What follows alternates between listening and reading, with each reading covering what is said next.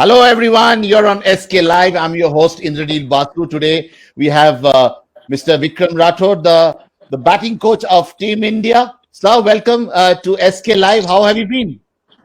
I'm absolutely fine, Indranil. Good to see you. Good to see you as well. Good to see you in a new hairstyle, as I was saying Oh, earlier. thanks a lot for the compliment.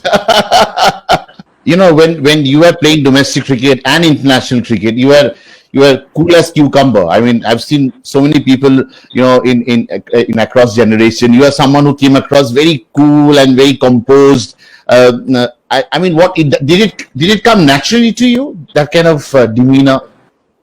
I certainly did not practice it, yes. So it must have come naturally. I think that's the way I was. That's the way I was brought up, and that's what my character was. So yeah, I didn't, get too flustered too soon, too early. Yeah, and you had a lovely technique, sir. I remember, how was it during those growing years? I mean, did you have to really? It came naturally to you, the technique you had, you know. You might be the one of the few people who believe that I had a good technique. I don't think. Yeah, so. of course you had, of course. Otherwise, you would have played Test cricket. No, technique has got nothing to do with playing Test cricket, anyways. But point is that I could have had a better technique, definitely. What helped in the earlier part of my career was, in those times we played lots of games. I think we played a lot of matches. Yeah. Belonging to a state like Punjab, where there was not too much of domestic cricket.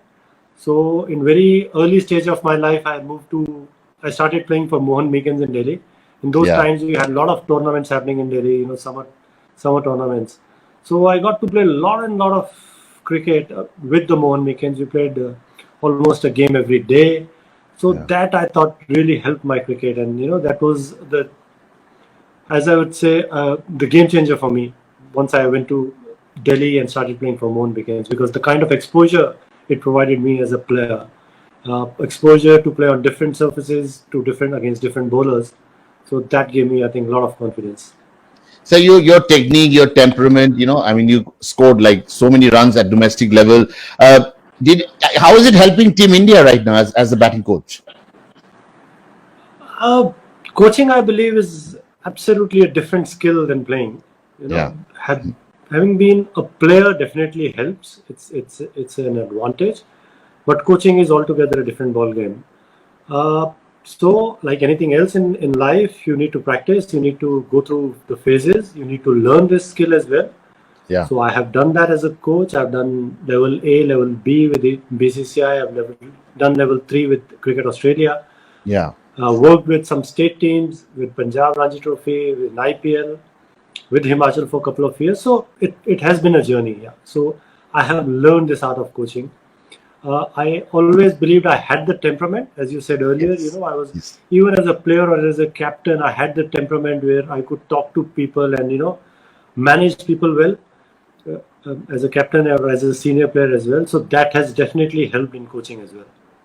Now, how challenging is the role? I mean, being the batting coach, it's not easy. I mean, the entire country is looking at you. If something goes wrong on the field, what is the batting coach doing? That kind of a thing. How you're taking this as a challenge? That's media talking, but I think the pressure is on the players, definitely. I mean, as coaches, you can't go in and bat for them. You just help them with their preparations and hope that you can help them prepare better for every situation, and back them as much as you can when they fail, because that's going to happen. That's going to be part of their life, and that is how this game works.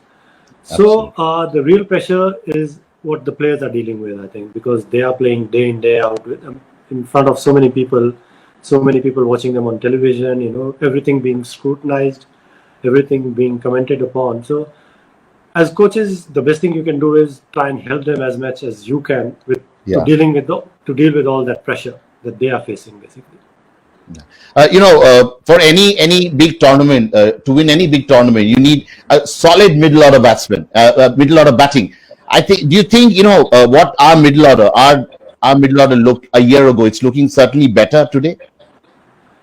I think it is. The team went through a transition phase. You had all these Yuvraj Singh, Rainas, all these big players who were playing for Team India. Yeah, yeah. Dhoni. So when they all left together, Dhoni is still playing, but since he hasn't been playing for Indian team for almost a year now, so that vacuum was created. So of course it was going to take some time for a youngster to establish himself. I think we've been fortunate to have found somebody like Shreyas Iyer. I think he's very capable. He has the game to do well in shorter formats, and he has got great temperament as well. And fortunately, he's got a start now in his international cricket where he has done well already for us. Now what he needs is just keep working hard, and he needs backing from our side and from the selectors. And if we can keep backing him up, I think he has got the goods. He's one guy who can, solve our issue. He's already done that, actually, to be honest. And in T20, I think somebody like Manish Pandey, he's been a little unfortunate because he hasn't been getting consistent opportunities. But wherever he has played in last 1 year, 1.5 years, he's always performed. He's always done well for us. Yes. So somebody like him, if we can keep bringing him in as much as we can and try and provide him with the opportunities to play, I'm sure he can also establish himself as a big player in the middle order for us. Yeah. Even KL Rahul coming down the order, is it helping the team? Yeah, KL is a phenomenal player. I think I really like him as a player. He had a lean face. He got dropped from the team. So I think that has made him stronger and better. So sometimes these kind of failures, they really wake you up. And the kind of comeback that he's made, I think he always had the potential. So now he's reaching that potential. He's putting a price to his wicket. He's playing differently. He's having a more freer mindset when he's batting. Because till you are dropped, I think you're always worried about that what if I get dropped? Yes. Once that happened with him, I think, so that has opened him up a level. So life doesn't end. It's just a game. End of the day, it's just a game. And he has made a comeback. And you can see in his approach now and see in his batting that he's more carefree now. He's taking things as they are and not overthinking things. So, of course, scale being there, at whatever number he plays, I think he's an asset for the team. Yeah, and there was a notion in amongst team till last year, till the World Cup, that get these two guys early, Rohit Sharma and Virat Kohli early, and Indian batting will be on the mat. So now things are changing, isn't it? Is it still the same? As I said earlier, it's not that easy to replace people like Yuvrajes and Dhonis and Rainas, who've been playing for so long and who have done so well for the team. So once they all left, so it was going to take some time. And for us, it take a little longer, I thought. There were a few people tried and tested there. But now I think things are changing. We are getting more settled. So what is your role in that? Building that confidence in the middle order. How do you see your role as a coach in the team? Of course, whoever is picked in that slot, basically help them prepare. And as I said, as team management, as a coach, the best thing you can do, other than providing them with the preparation, is back them and show belief in their abilities. Because anybody who's playing for India is a good player, without any doubt. Yes. India is one of the top teams in the world. So if you are a number 4 batsman for Team India, you are one of the better batsmen, a middle order batsman in the world, without saying.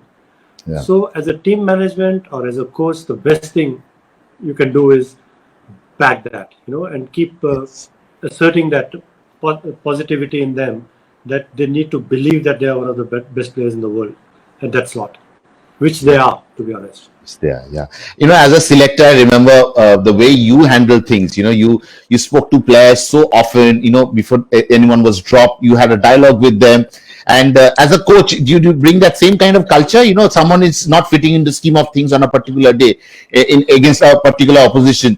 Based on the condition, horses for courses you have once in a while. So do you talk to them that you're not being dropped because of lack of performance? How is the communication skills going there inside the team?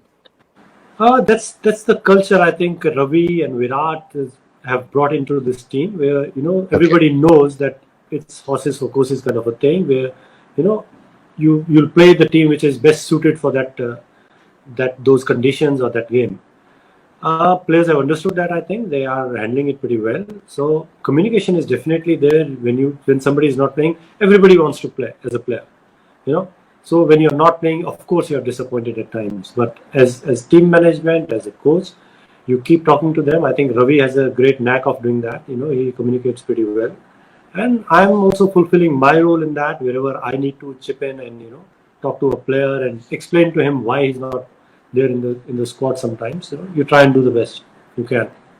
But is it little unsettling for a player if he's done well and next match he's not fitting in the scheme of things because of the horses for courses policy? So how do you keep that player motivated? As I said, I mean, everybody wants to play. They are players. Everybody has prepared. They're working hard and they want to play.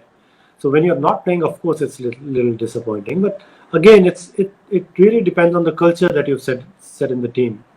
As long as they understand it's the team first, I think everybody's okay with that. And when you have a batting superstar like Virat Kohli doing the bulk of scoring, so what is special about his batting? Is it the hand-eye coordination? Is it the technique? Is it that he has lots of time to play the ball? What is special about his batting? How do you see his batting? All that plus a little more. For me, best thing about him is his commitment to the game. He wants to be the best player in the world. And he prepares for that. He works hard for that. He's committed to be that player. And he puts in lots of hard yards into his preparation. He works. He might be the hardest working cricketer I've seen. Yeah. So that has bring on these kind of results that he's showing in past few years. Yeah. Other than that, I think his adaptability, his biggest strength. He is not a one kind of player or one-dimensional player. He can change his game as and when required. Yes. He plays every format differently. That has been, I think, his greatest strength. One of the best examples which I saw in that was, in 2016, I think that was in IPL where he scored some 900 plus runs. Yes. With 400s and hit some 46s or something. He was going through a great phase of his career, or was going through a great, patch of form. Yes. We went to West Indies after that, and I was a part of that tour as selector. Yeah. So after that IPL, the first tour was West Indies. So after playing cricket like that for 2 months in IPL, we go to West Indies. The first test match he plays, he scored a double 100 without hitting a single six or without hitting a single ball in the air. Wow. So that kind of change to bring into your batting because you're playing a different format and there's no need to go over the top. So he did. So not many people can do that. People believe that they play in a certain way and this is the way I play and these are my strengths and this is the way I'm going to play. With him, I think he can play the way he wants to play. He plays the format, he plays the situations. And that I think is his biggest strength.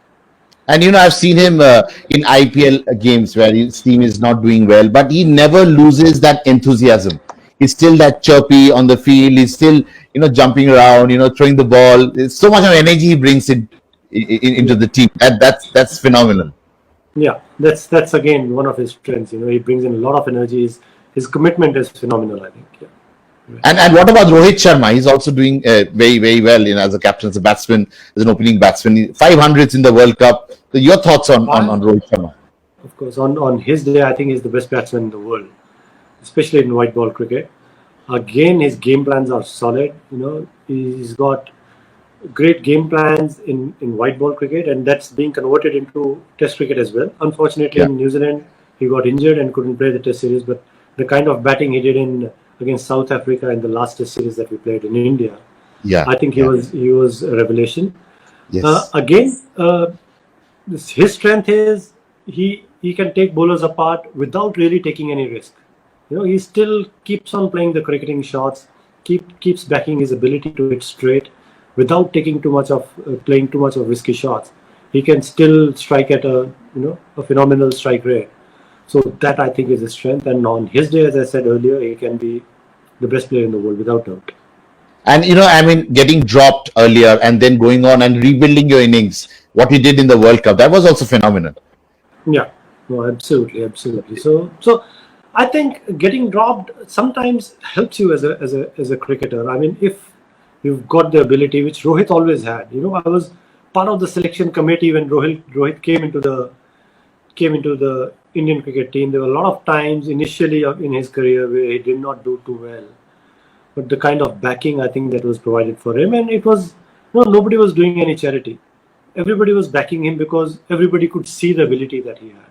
Yes. And everybody could see what he can bring to the team once he starts, going and once he starts doing well, and which he did. Eventually, he started coming good, and now he's the top batsman in the world.